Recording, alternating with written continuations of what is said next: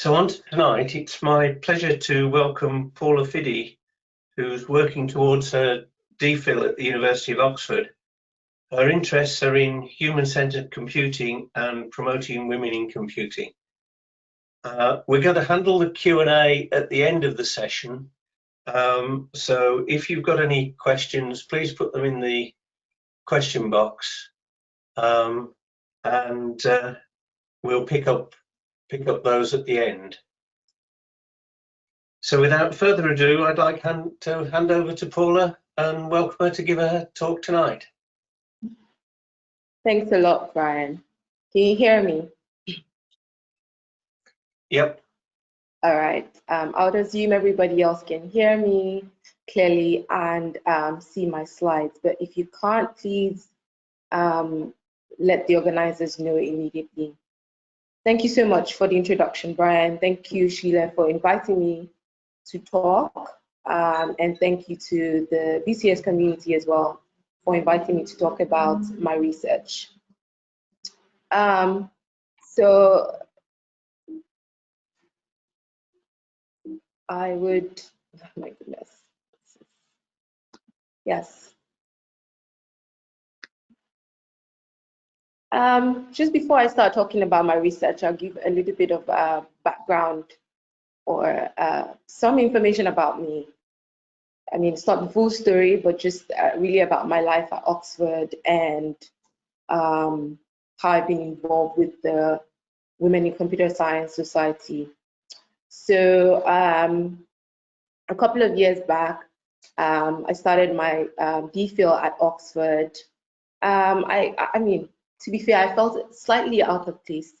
Not because it wasn't welcoming or not because the department wasn't welcoming, just I guess I just didn't see so many people like me there. So I heard about the Oxford Women in Computer Science Society, which had just started the year before I joined the department, and I was really excited about this. I met up with some of the society members, community members, and it was really, really good to just have that community to be able to get myself started at the department. So I would say Oxford Women in Computer Science Society, or as we call it, Oxworks, gave me some kind of grounds to just find myself and to be able to understand the environment around me, despite coming from Nigeria and just not knowing where to fit in as a woman in computer science, coming to Oxford for the first time. So it was, I joined the society, started off as the outreach officer, which was a fantastic role actually. I got to work with several industry partners, as well as secondary schools and primary schools, even middle schools within Oxfordshire. The goal as the outreach officer was to encourage more girls into tech and teach different computer science concepts in the ways that the younger generation can understand it, and try to just build up their interest. So myself and my colleagues, we got involved in a lot of events where we were teaching kids robotics. We had something called Inspire Her, where we had parents come over with their kids, and parents and kids had to program their robots to do certain activities. So it's been really so much fun. And then from being an outreach officer, I got elected as the president of the society, which took on a different toll because it meant I had to be involved with a lot of things, and I had to manage a lot of people. So apart from being the liaison between the society and the department, I also had to be the liaison between our industry partners, secure funding for the society, and keep the day-to-day activities of Oxworks running. It was a great experience because I say was because I've handed over to the new president now, but it was a great experience working with industry partners like Google, Microsoft, Visa, G Research, and so many more, having to visit company sites, talk to employees, and then bring that back to the department, and also doing our outreach program as well. So I think that was particularly very interesting for me.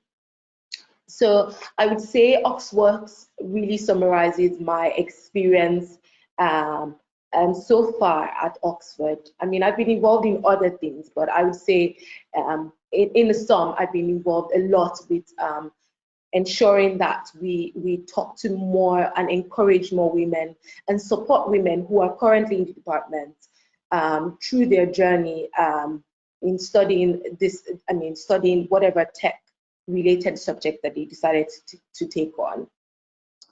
So moving on to my research area, like the title suggests, I'll go back to the title. It might seem a little, I don't want to call it misleading, because I really am looking at the developers' experiences. So I'm very focused on understanding the experiences of developers. So I'm looking at the developer as a user, not just as a practitioner, right? Not just as a software engineer. I'm trying to understand their experiences and the challenges and how that affects the security or the security of the apps that they develop, right? Or the apps that they create. So I have this overview here that kind of summarizes everything that my research looked into. So I looked at security in different formats, the app security, cyber security, but you can see boldly there that a lot of the focus was on the developer's experience, people.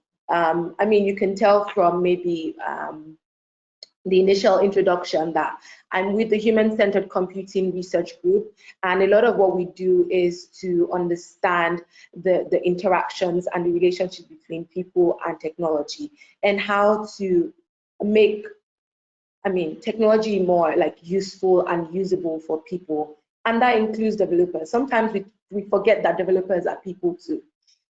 So my research targets or looks deeper into the kind of experiences that developers have as people, the kind of support that they need, what goes into the application development lifecycle, what kind of factors, social factors, technical factors affect the way they actually implement security or practice security during app development. So you would see things come up like usable security, knowledge sharing or knowledge base, community, expert community coming up, and social technical factors as I go on. So in order to look at the developer's experience, I started off just thinking about the problem area. Like how do developers in SMEs practice security effectively? I mean, one question that could come up here is, why did I choose SMEs first? I mean, this was just a general knowledge. I have studied computer science for a long time. I've also been an app developer as well, iOS app developer. I have friends in that space as well. And I realized that a lot of the apps that are being created now and being developed now are done by developers in SMEs. So you have developers in SMEs create apps for clients in larger organizations.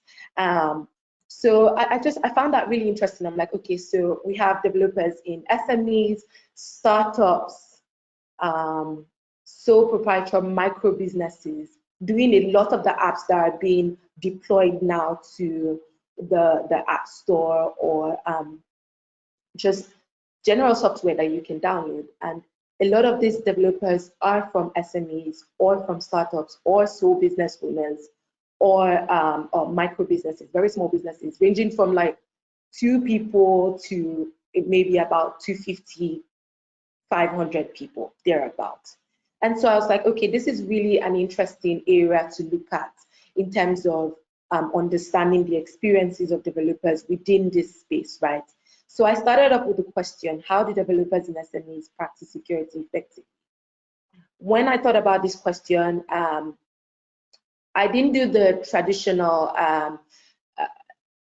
research approach of maybe trying to find some literature to help address this question. I think the first approach was, for me, was to go straight into the field and start talking to developers to help me kind of craft this question properly. So the approach I chose for this is called the grounded theory method. And this allowed me to be able to go straight into the field and start talking to developers. So I interviewed a number of developers in the first phase of my research, just trying to find out where their pain points are and whether or not this question or this problem area relates to them. If it's a relatable question, if it's even a problem area in the first place, right? And so in the process of initially gathering data, more questions were coming up, right? And I mean, that's why I love research. So what is research without having more and more questions instead of answers?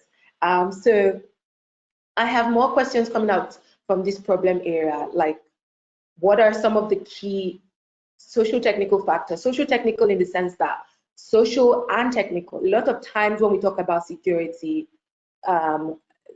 people tend to think about the technical side of things, but there are other factors that contribute to how developers actually implement security measures. So I wanted to identify the key factors that were particularly relevant to developers in SMEs, and the kind of challenges they were facing and how this influences their security practices and the products, the app products that they develop in the long run. And then with this, I was thinking, okay, how do I theorize the relationship between these factors and the activities of these developers, the security activities of developers? And then finally, I'm like, okay, in the course of going through my data, I'm like, how can I also provide some kind of support? Where can I have an impact? Where can my research have an impact for developers to be able to provide some support, especially for developers in SMEs with the kind of challenges they face?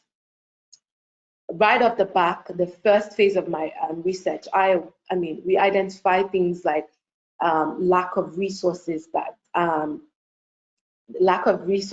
that includes financial and human resources in order to complete their app project, as well as the increase in the demand, short timelines, and these are things that started popping up as I talked to developers.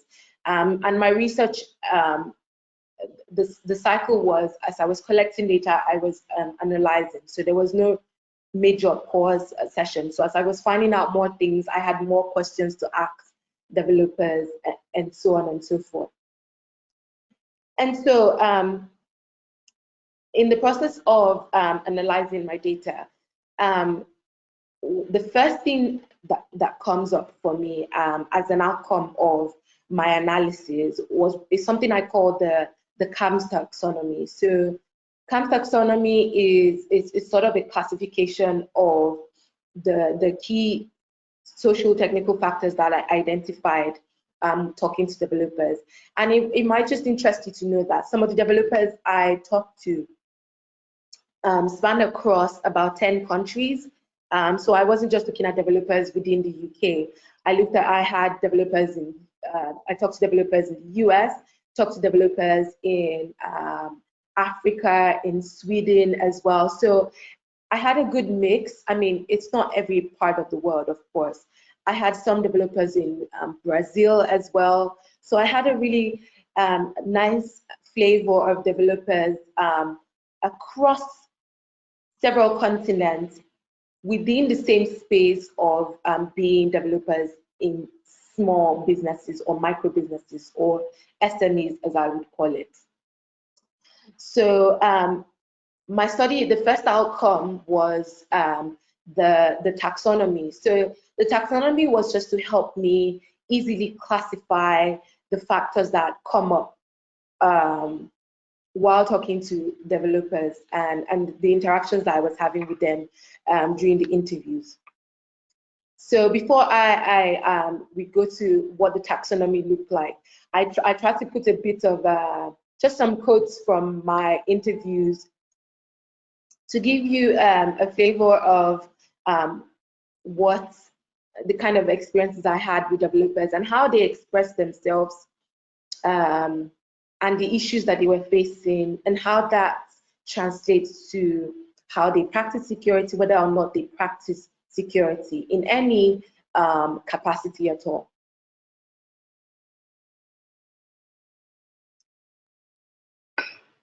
So this first code says that as a small company, I'm looking at with small resources. I mean, right off the back, the participant is trying to describe the kind of challenges that they're already going through right from the first sentence.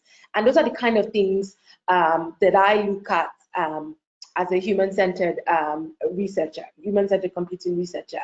I don't just want to see the technical discussions. I like to see how the developers express themselves.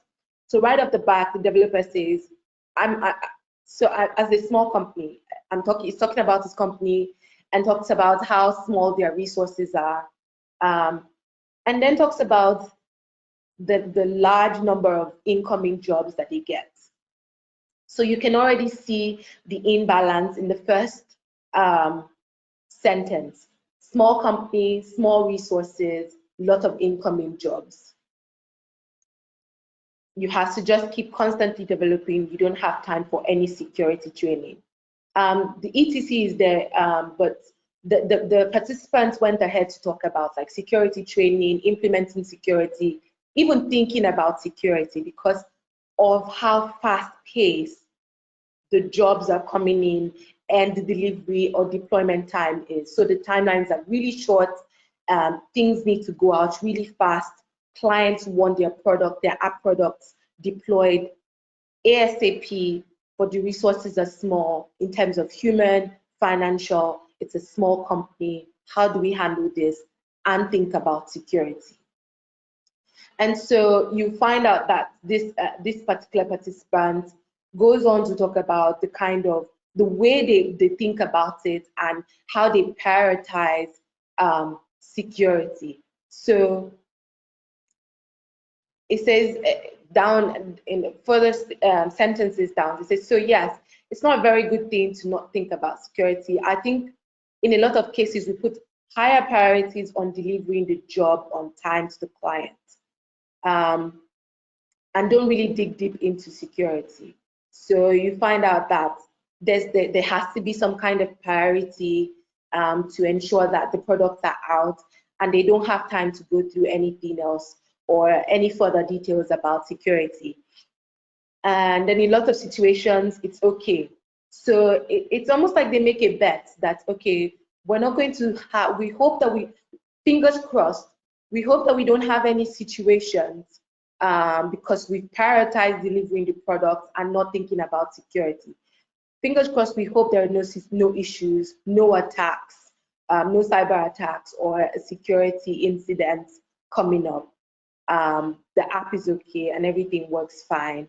We hope that's the case. So we'll just go with that hope and build our apps and then move on. It's just, I find this really interesting and there's several quotes. I couldn't put every quote, but I found the interviews very, very interesting and so many of these quotes very interesting to see the perspective of the developer and what they have to face in trying to make a decision about when to think about the security of the app and whether or not the final product that they are creating or developing is actually a vulnerable product or whether or not it's secure. So here's the taxonomy. A lot of these concepts here might be familiar with people, with everyone listening. So it might not be particularly novel, but it was something that came out of my data and it was important to me to put it out there. For developers, in my study, context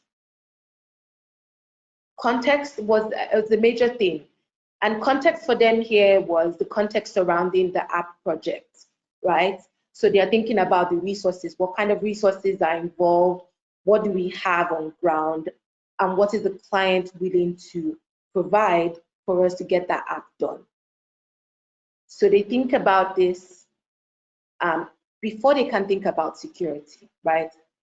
There's the software requirements. Yes, the app requirements. Requirement analysis is the first thing that happens during the agile methodology, which is one of the things that, one of the methodologies that most of the developers I spoke to used. It's like that's the first stage. But before we even think about requirements, a client brings a product to us or brings an idea to us that they would like us to build an app for something. The first thing they think about is, do we have the resources for it? Do we have the manpower? Do we have the funds? Do we have what it takes to actually complete this project? And then they start breaking down, doing some requirements analysis, and then they put the document together. Then they think about the cost of the project. So we've thought about the requirements, we've looked at the resources that we have now, what other costs are we incurring, and how do we cover it? And then they talk about time constraints. This also contributes to the context of the project in a way that, okay, so what kind of timeline is the client giving us to complete this project? And within that timeline, can we actually implement security in any format? You see things like the project characteristics affecting the context. Project characteristics in this case talks about everything that makes up the project. So the project scope, timeline, and things like that. And then you move on to motivation. So the word motivation is something that I've come across as I did more literature review of for security research and developers' experiences. The word motivation pops up a lot. Everyone talks about motivation. Money as motivation, behavioral motivation, personal motivation, individual, group motivation, in so many different aspects and so many capacities. But I think motivation on its own cannot fully define the developer's experience or how they actually make decisions about security and practice security. But it did come up. So motivation in the sense that, do we have access to the kind of security technologies that we would need, or the kind of technologies that we need for the app project? Do we have the experience, security experience that we need? Who within our team member has that kind of experience for the project? Then there's something that actually stood out is the client specifications. So aside from the requirements analysis that's been done initially, there's also the client specifications, which also carried quite a high priority. So you have, I spoke to some developers where if the client comes with some security knowledge or some security background, they are likely to take security more serious.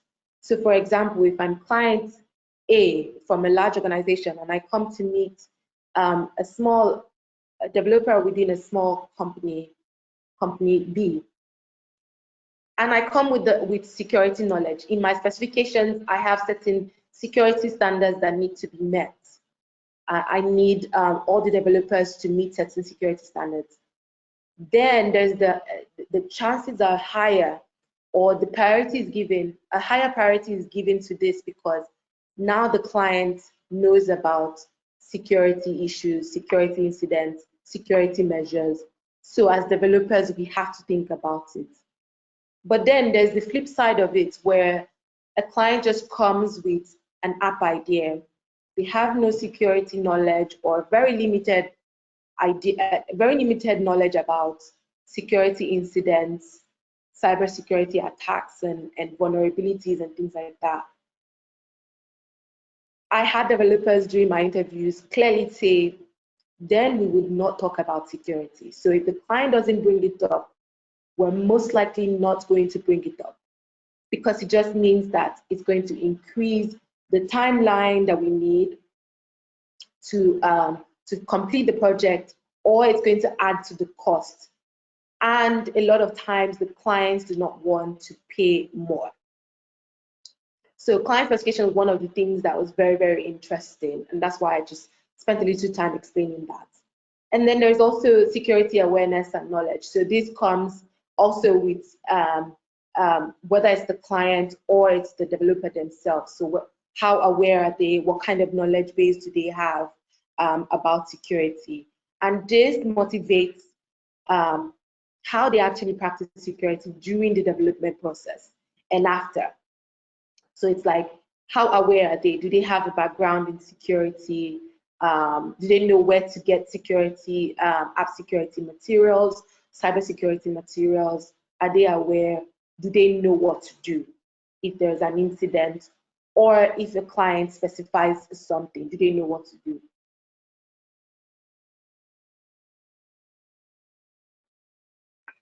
Then there's the other aspect, of attitude, or like I called it there, individual factors.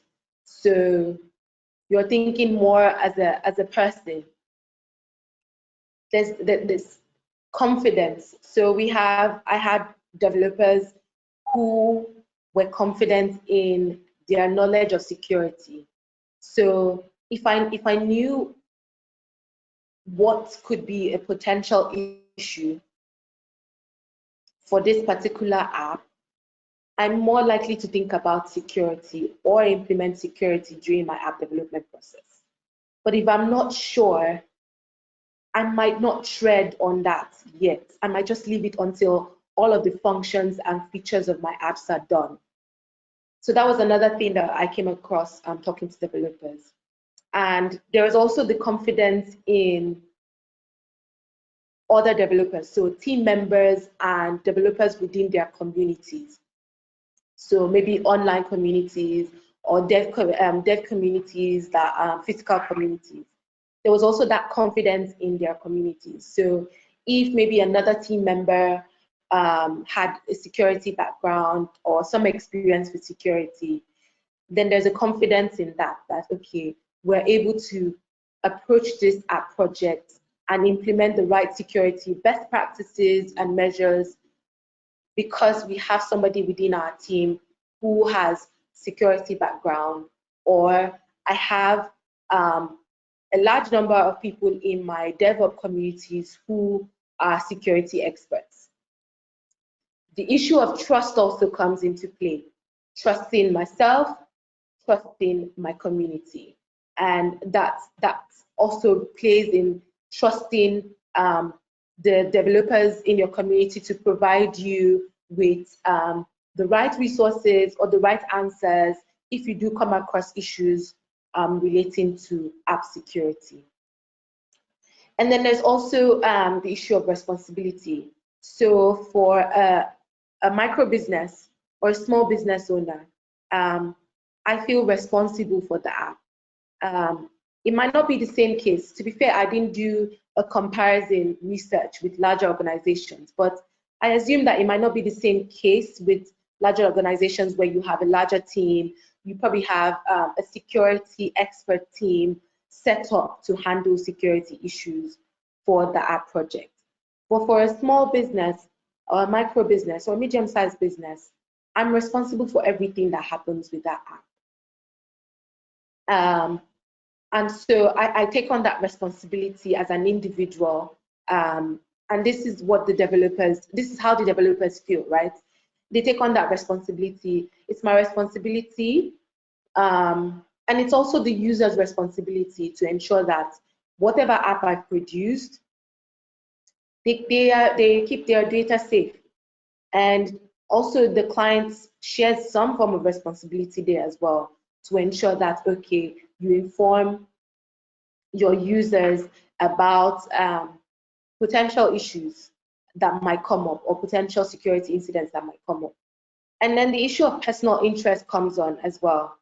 So personal interest for developers in my study came up as a result of, okay, I'm interested in app security and I want to know more. But if I'm not particularly interested, then I'm just going to build an app, make sure that it's functional, has all the right features, is nicely designed, and I move on. But if I have some form of interest in ensuring that the apps are secured, or I've had bad experiences in the past, then I'm more likely to think about best practices for security within my own app project. Yeah, and then we moved on to, or I moved on to support as a form of another factor, right? Support in this case was majorly from the developers communities, the platforms that the developers used to create their apps. So you have developers depending on other developers within their dev community. So I said online or physically, they relied heavily on those communities to support the app development project. So this is, for example, I'm a developer in a micro business, a small business. I don't have that much resources to think about security training or buying expensive security technology to implement. I rely on information I get from my developers communities to support me. Some of them in their online forums, they go and ask questions relating to app security, and they trust and depend on the support of their communities to be able to complete this app project. Also, the third party or built-in platform security. For example, I spoke to developers who use Google Firebase and tell you that they completely and utterly depend on whatever Google Firebase is ready to provide for them as regards security. They're not really ready to think about anything outside that. Because left to them, Google Firebase has a lot to lose if their platform is not secured. So and they're a larger organization. They definitely have followed certain security standards. So why won't I depend on them? Why won't I depend on the support from these platforms? And this is where some of the developers I spoke to in my study, this is where they come from, right? And they're like, okay, I'm just going to fully depend on whatever tools I'm using, whatever platforms I'm using. I want to believe that they have more to lose than I do. I'm a small business owner. I don't think anybody's trying to attack me. So I'm just going to depend on those platforms to help. Some other developers who have had some security training or security education also look back to that for support. So maybe it's to go back to their network of people that they've worked with in the past to get support for the current issues that they are facing in the apps that they are currently developing. And then a few of the developers I spoke with also made references to looking up security guidelines and guidance tools online. Even though very few of them, I maybe just like 10% of all the developers I spoke to would tell you that they would maybe just go out of their way and look out for security frameworks or security guidance tools to help them build this app project or build a secure app.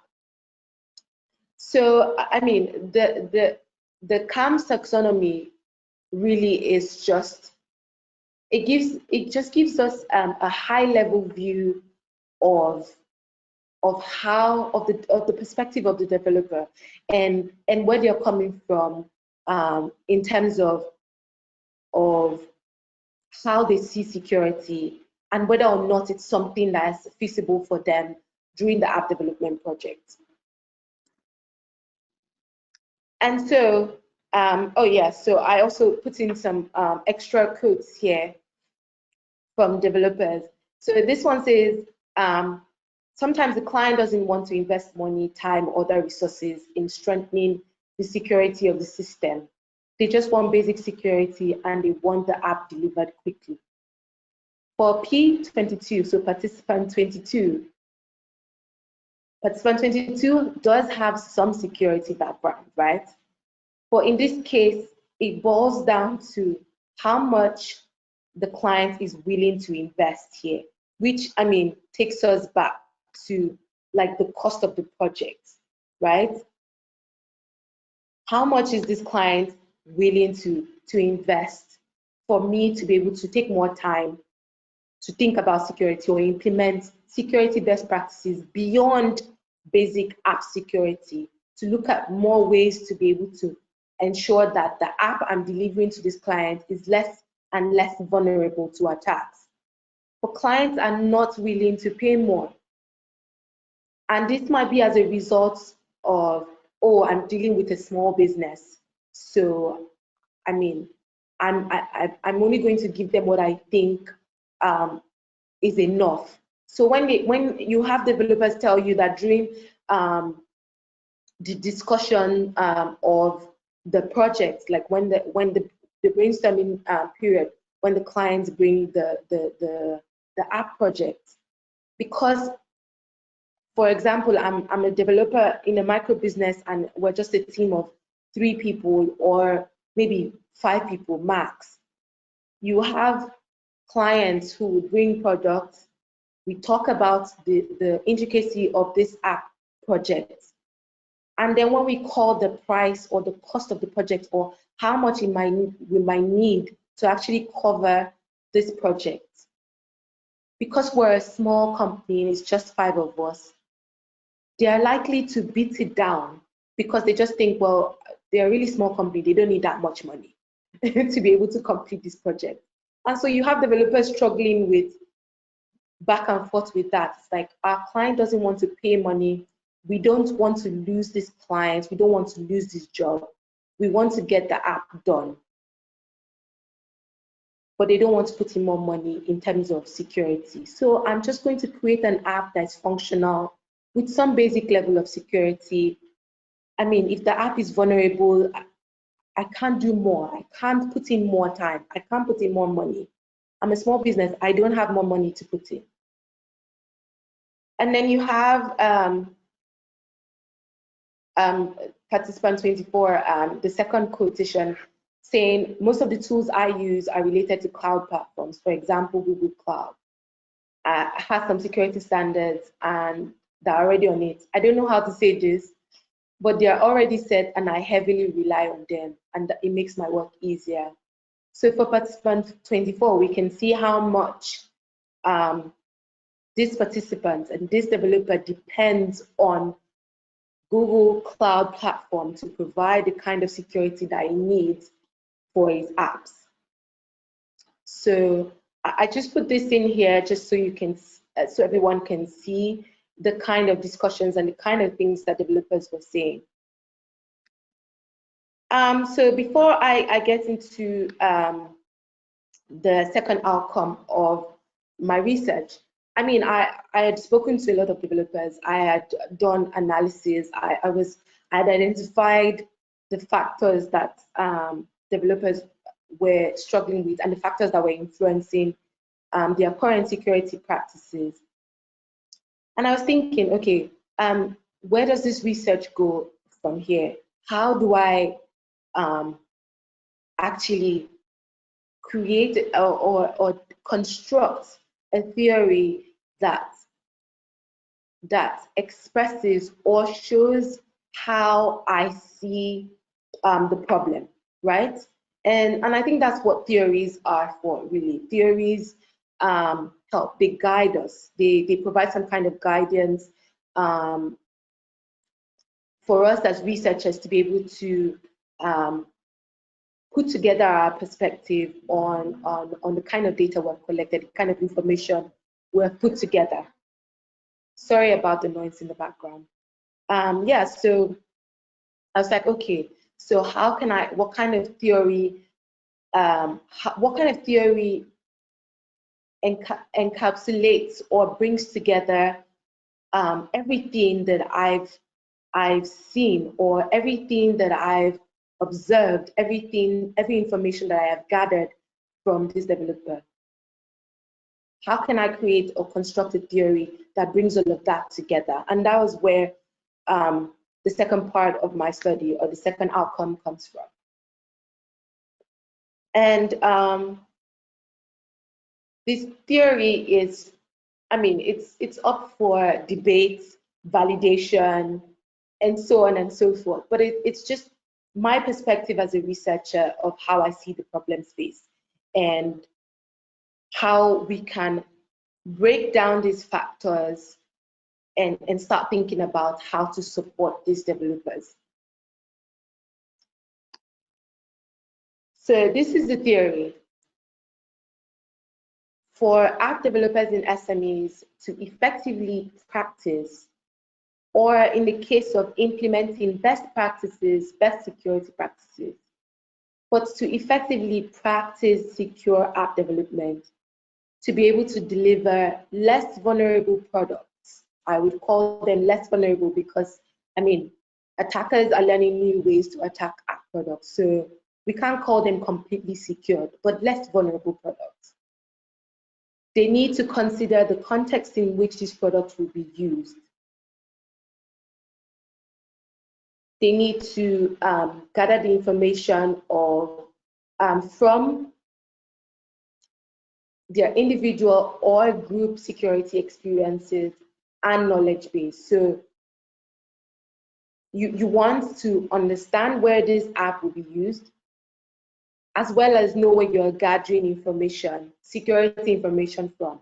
So either your personal experiences as a developer with some security experience, or within your developers community. You want to have a knowledge base of how to approach security problems, or how to make your apps less vulnerable. And then you need to clearly identify the people involved in the process. So the clients, the end users, your team members, people. We tend to kind of just forget people a lot of times when we talk about technical things. So the developers have to think about the people involved. Who are my users? Beyond the client giving them the job, beyond the client giving them the job, they have to think about the end users. How are the end users using this product that I have developed? And what are some of the potential issues that they might face? That could be an issue, a security issue that could open up the app, or make the app susceptible to attacks, right? And then have access to usable security and technology. This is really important, and that's why it's highlighted. So it's one thing to know all of these things, to know the context of use, have the knowledge base, know about the people, but you also need to have access to usable security tools and technology. So this kind of wraps up how I saw the problem space, and how I theorized the relationship between the factors that developers face and their security practices. Because I talk to developers in developing countries, and it's a completely different ballgame there when you're talking about access to security tools. So which is different from how the discussions within a developed country would. So you have a developer in maybe the US or the UK talk about they have GDPR laws guiding them. There's easy access to internet services, internet technology, where they can find resources or find the usable security tools that they need, the tools that they need actually. But then on the other side of the world, you have developers in developing countries who are also creating apps that people around the world would use, which is really interesting.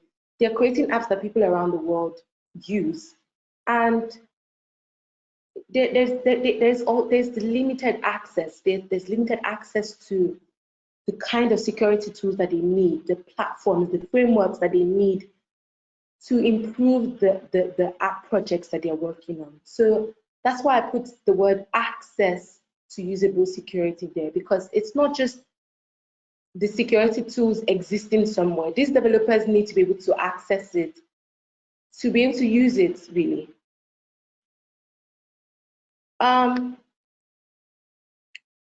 So, I mean, I have more quotes here. We can come back to this, but I decided to do a diagrammatic representation of the theory, just to give a more like visual representation of what it is.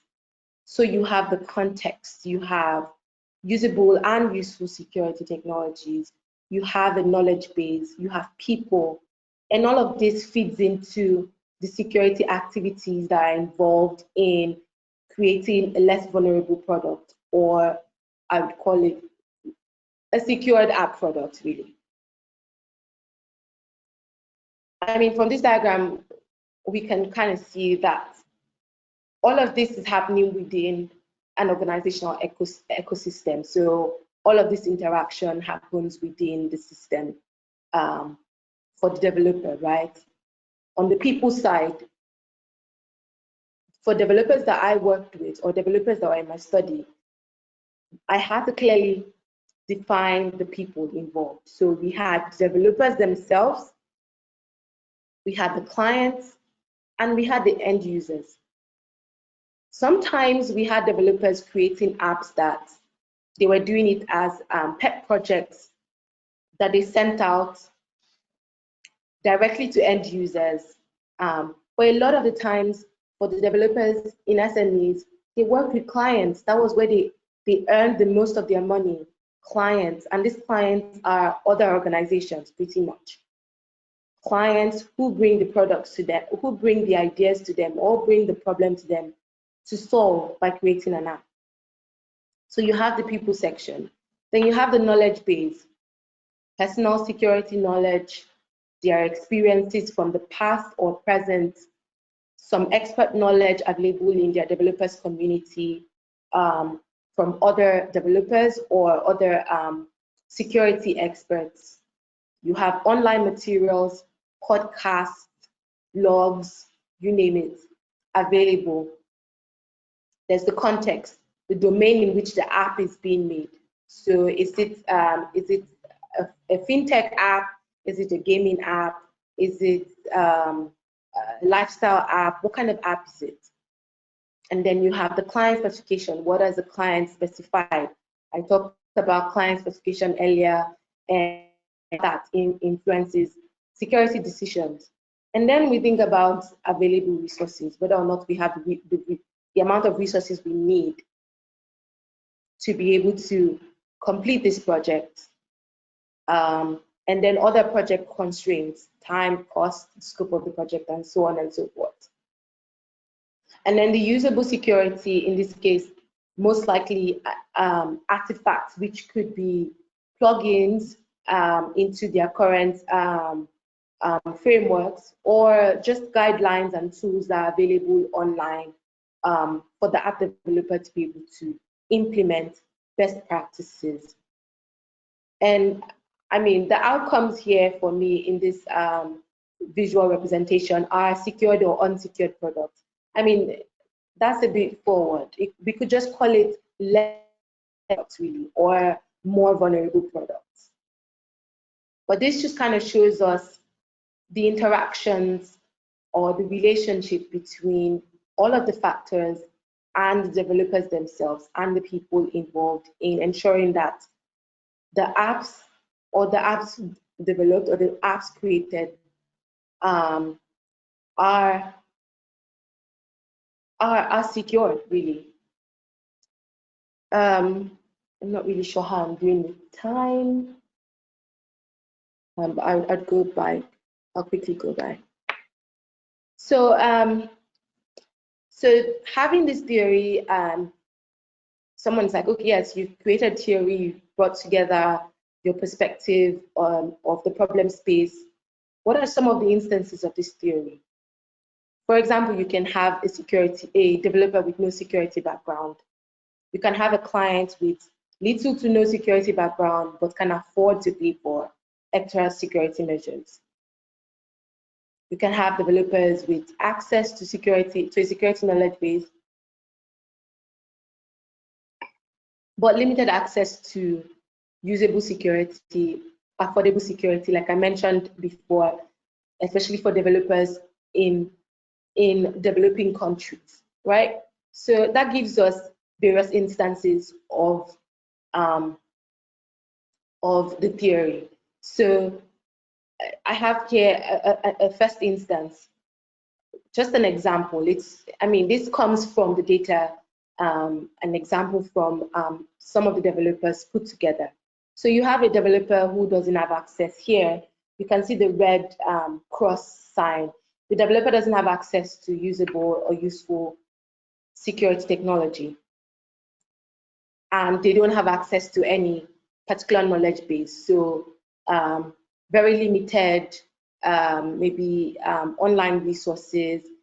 Their dev community, they don't have a lot of security experts in there. Maybe one or even no security experts. I did go for, should I say, talks, developers community talks and events. And I spoke to developers there. Like you might not even find a security expert there. Most of the time within the developers community events, you find other developers there. Within the security expert events, you find only security experts there. But how are these communities interacting? That's another research or another issue on its own. But then so for this instance, you have a developer who doesn't have any of this, doesn't have access to, or is limited really, not necessarily no access or no knowledge base. It's more like limited access to an online knowledge base or even a physical knowledge base. This provides an instance, and chances are this developer is going to create an app that is vulnerable. It's an app that is less secured because of the circumstances surrounding the development of the app, right? Even if the context of the app, where maybe they have the time, they've put together some cost for the project, they understand the domain, there's still limited access to other things. And so the chances are high that the app products from this will be more vulnerable or less secured, if you would say. And then another instance of maybe in this case, you have just limited access to usable security, but you have a knowledge base with other either security experts or other developers who have experienced this, whatever you're going through, or this kind of app that you're trying to create. So maybe a developer the developer is trying to create an app, and in this case, an app that is not particularly for a client. It's an app that is going to be deployed directly to end users. They don't have access to usable and useful security technologies, but they have access to knowledge base. So they know the potential issues that might happen. They know the potential attacks, but they really cannot. They don't really have how to make things better. They don't have the tools to implement best practices or the right technology to implement security best practices. So the chances are still high that they might create a more vulnerable app. Here you see that the product could either can go either way, because if the case is that they have limited access to, then they might be able to include some form of security technology in their app project. But if it's that they don't have any access to, then they are more likely to create apps that are vulnerable and unsecured. More quotes just to give you insight or give you a feel of my interactions with the developers. And so, I mean, one way, we might look at it and say, okay, so we know all of this problem, we know the problem area, we know the factors. How do we move forward? How do we support these developers? And one way I approached it was to look at the agile methodology, because this was, I mean, this is the most common methodology that was highlighted by the developers in my study. A lot of them brought this up, and I mean, this is just a typical agile methodology. Of course, there are different variations to it, and but this is just an example, an instance of an agile methodology. You're trying to build an app project. This is the process. So I said, from my research, how can I support these developers? What can I do to make things easier for them? I can't give them the money, the resources, but how do we introduce security in the thought process, security in the development process of the app, to be able to reduce the likelihood of developers making apps that are unsecured or more vulnerable. So, I mean, it's a 4-step process where developer starts by assessing the situation. It's an iterative process as well, which I will show you how that fits into the agile method. So you start off by assessing the situation. You identify people who are going to be involved or affected by the project, your stakeholders, your end users. Think about cost, resources, write it down, make it clear. Where can I find low cost and affordable things? How can I access knowledge or security knowledge or security tools and technology? And I'd say that comes in very much at the brainstorming phase of the development process. You're brainstorming, you're assessing the situation. And in this case, you're thinking about security on the go. So it's not like a case of where we're thinking about security at the end during the next iteration, if some errors occur or if some security incidents occur. We're starting from the start. We're assessing the situation from the start. And then we move on to select. Select in this case is looking at what kind of tools do I have access to? What kind of frameworks do I have access to? Which ones have I identified, and which ones can I select from that I can actually just implement now? So this definitely comes in through the design phase. Security by design actually comes to play in this case. So you're selecting the tools that you need. Because a lot of the times, it's not that the developers don't know what to use. It's they can't find, they don't know when to fix in that security decision. So a lot of times they just push it and think about it in the next iteration or when there's a security incident. So I mean, I propose that they start selecting security tools or frameworks right from the design phase, while you're designing and documenting and thinking of prototypes or prototyping. Also select and think about security frameworks and tools that you might use here. The other parts of the recommendations or the 4-step process is to act. So this comes in while you're developing, right? So this is an action. You're actually now going into the full-blown development phase of the app project. Now we are also thinking about acting, the action of actually practicing security in this case, doing something security related, and not waiting till the end to do it.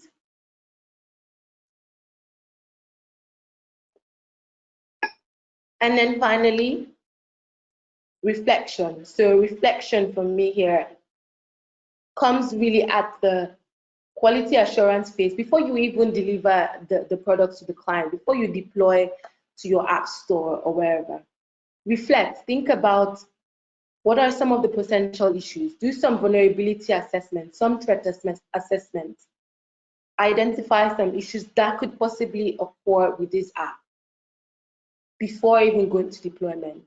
Because what happens is that at this point of reflection, you can actually go back and make some changes in your action phase or in your development phase before you get to the point of actually deploying the app that, end up bringing out not just an app that is functional or has all the right features or the design, but an app that is secure or less vulnerable to attacks. So I'll conclude here. Excuse me. The research study, is in the final stages. I'm wrapping up with this, and I'm currently doing like ongoing follow-up interviews with developers, trying to identify if this extended agile or this extended 4-step process to being included in their agile process, if this is something that's feasible, if it's something that they can do, if it's something that is helpful, and how else can I help? How else can my research provide impact? So that's an ongoing research. I have done some follow-up interviews, and you have developers saying, yes, this is feasible, and it's something that they are implementing, because I've gone back to developers. So do more follow-up interviews. So follow-up interviews on that to find out if they're actually implementing it, if they're actually thinking about it, if it's something that, because I've brought to them, they are implementing, and it's something that they're doing. So it shows some level of research impact. I don't have any quantitative study or surveys to show for that, but for me, I get the satisfaction talking to the developers and finding out that they actually express themselves, because they are human beings, they are individuals, and they tell you excitedly that, yes, in the last app project that I worked on, I did think about it.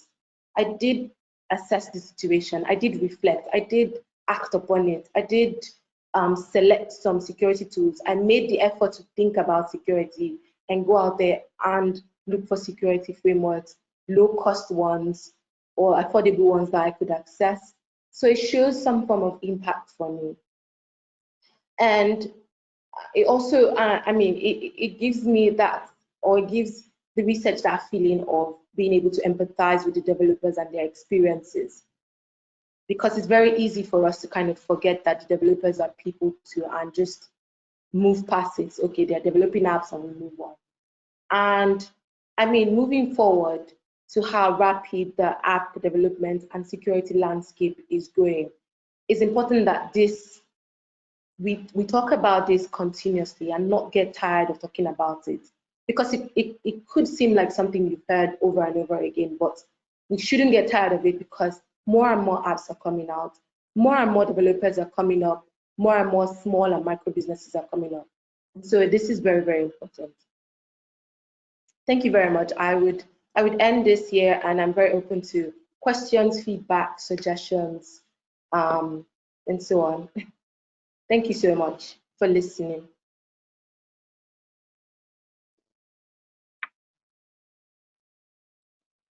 Thank you, Paula. That's very interesting. It's interesting to look at the problems through the eyes of small-scale development and the extra issues that they encounter.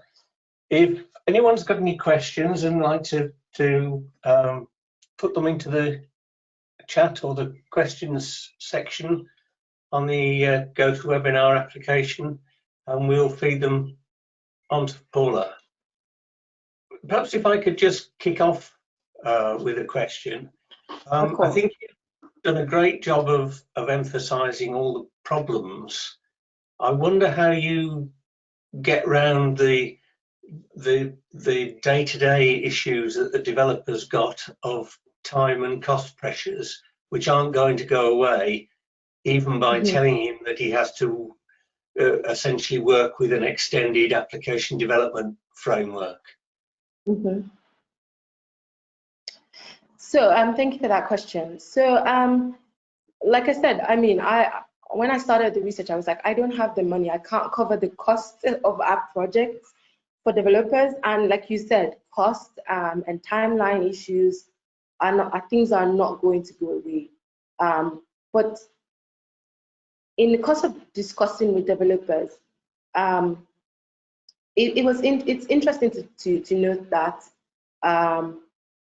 developers say that if clients understand the importance of security, so this I would say this falls on clients' responsibility, right? So clients who are bringing in the app projects or the jobs to them, if clients understand the importance of app security, then there's a likely chance that timelines will not be unrealistic, because developers would have to factor in the time it would take to implement best practices or standard security practices, as well as costs, really.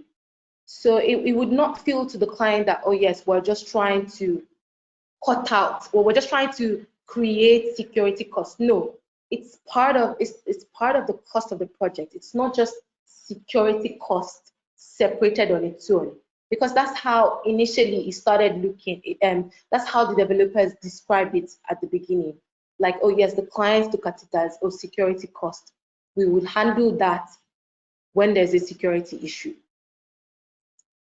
If clients start thinking about it as it's part of the cost of developing the app project, then developers, especially developers in SMEs, they are open to actually ensuring that the apps that they create are more secure or less vulnerable, as the case may be.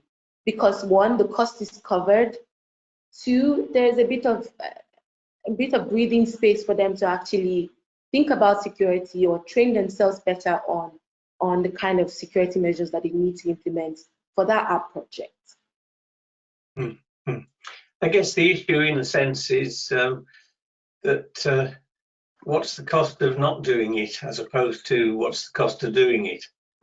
But I'll perhaps move on to some of the questions we've had come in. We've had a question from Rob Walker, who says he apologises first of all because he missed the first part of your session, but he says, why did you focus on SMEs? Okay, thanks for asking that. I did mention this in the first part, and I said this was more of I would say maybe an individual experience, or coming as a developer myself, and seeing that a lot of the apps that are being created now, even within my developers circle and communities, are done by developers within SMEs. So a lot of the apps that are going out, you have large organizations coming to developers in SMEs, micro businesses, to help create those apps. I don't know why that's the case, really. That's probably a good question to ask. Why is that the case? Why are large organizations coming to small organizations rather than creating their own teams within the organizations? And that's another place to explore. But I would say that I chose to look at SMEs because I identified with the struggle and the challenges, I would say, that developers within this space face, being a developer myself. Right. So, sorry, it was Brian. Do you want to go ahead? Okay, I was going to say there's a question from Christine Ho, and she was asking, what would you recommend to developers in SMEs as a security solution that's reliable and cost effective? I call that a trick question, because there's so many out there, and it's really hard to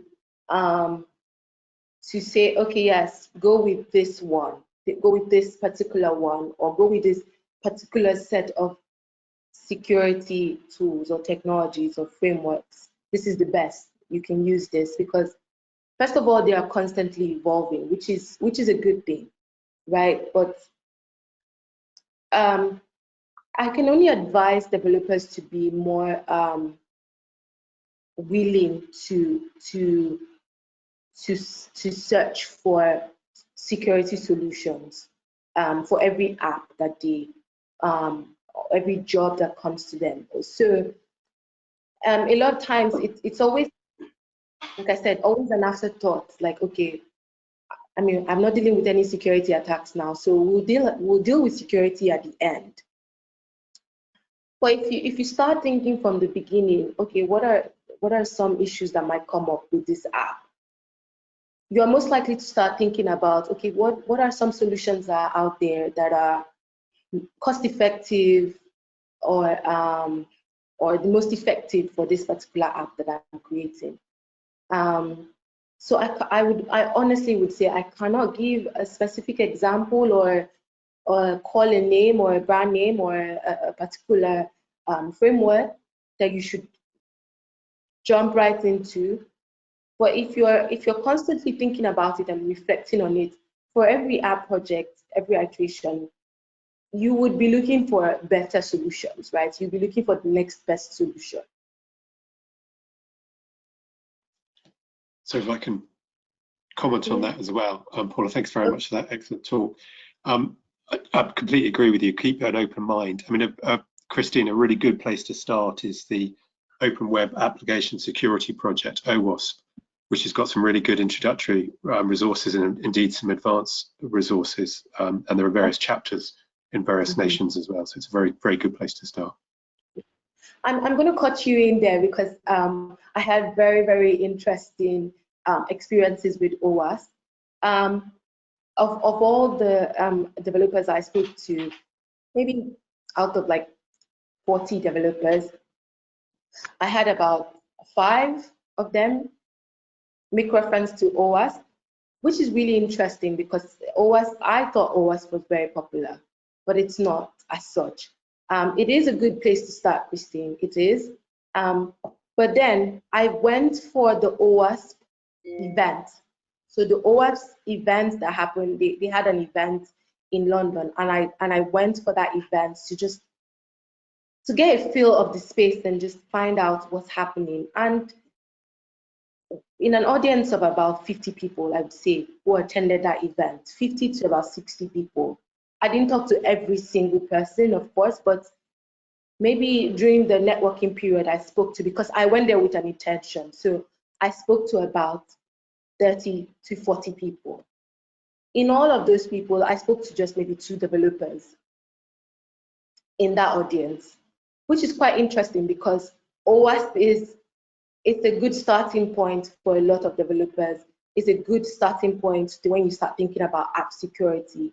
But here is OWASP events talking about app security, the new tech, new tools to use for app security, but you have 2 app developers attending the event. And every other person was either like an app security expert or someone who is trying to get into the app security space. I found that really interesting. That's interesting, Ted. That's very, very, very good advice. Thank you. Rob Walker's asked a second question, which is, are you familiar with the Microsoft Secure Development Lifecycle and associated tool? If so, what is your view of these resources? I think I am familiar with it, and they're really, really detailed and very good. I would say they're very good, but they're very good within large organizations. And I say that because these questions came up as well talking to the developers, right? I asked them about their interactions with frameworks like this, popular tools and frameworks like the Microsoft SDLC. And some of them don't know about it. Some know about it. They don't read about it because for them it's not applicable. They don't work. I mean, it's something made by a large organization that probably just fits large organization. I could learn some things from there, gather on, and maybe archive in my knowledge base. So I have some knowledge of this and this from the Microsoft security guidelines or recommendations, but then it seems like it doesn't really apply to me as a developer in SME. So those are some of the reactions I got from developers, and that's why I think it was more of a social thing as compared to no security information being out. I mean, there's a lot of security information out there that are very useful and are very good, but it's like, what are the other things that are stopping the developers or influencing or affecting developers from actually thinking about looking at these resources or looking towards these resources? I don't know if that answers the question. And there's one other question from Joseph Lyons. Did the developers you questioned make any reference to the ISO 27001 standard? And do you have any opinion on SMEs getting certified with that? So yes, developers did make references. Well, I had 2 developers who have had security training and education, so they had security background. One had gone officially to school to study security and knew about certain security standards and certifications. The other developer was a previous unethical hacker, and so from being a hacker, kind of learned about security from that. So from his own experiences of hacking other people, which is really interesting, to learn about standards and what needs to be implemented, and how to get certified and things like that. So yes, I had few developers talk about certifications, and my view is that yes, the certifications are good and useful, but then they cost money. They cost, I mean, no matter how much you see it, it might be £10 or £50 for someone here. £50 translated to someone in Africa is really expensive. It's in thousands. And so for that person to be able to get certified, that's a high cost for them already. So in as much as I appreciate and understand the need for certifications and standardizations and things like that, it's just that a large population of developers are still being cut out from attaining these certifications due to various reasons, especially cost, really.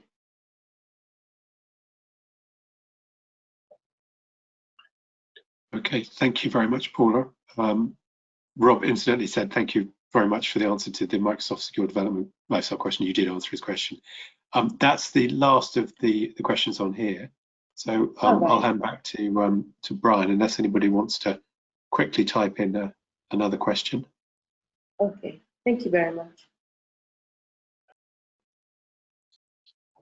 Well, while we're waiting to see if there's another question that comes in, I'd just like to say thank you very much for a really interesting talk tonight, which showed us a window maybe into a world that everybody doesn't obviously think about. So thank you very much. Thank you. Now we've struggled in the past to try and open up the microphone so that everybody can give you a clap and say thank you. We will try again tonight. I have tried to unmute all, but I think basically what happens at this point is that what I've done is to allow everybody to unmute their microphone. So if they'd like to unmute their microphone and join in applause, otherwise you may get applause from just 2 or 3 of us, but that doesn't reflect in any way on the talk you've given, which was excellent. Thank you very much. Thank you very much. Thank you. Thank you, Paula. Thank you so much. Thank you very much.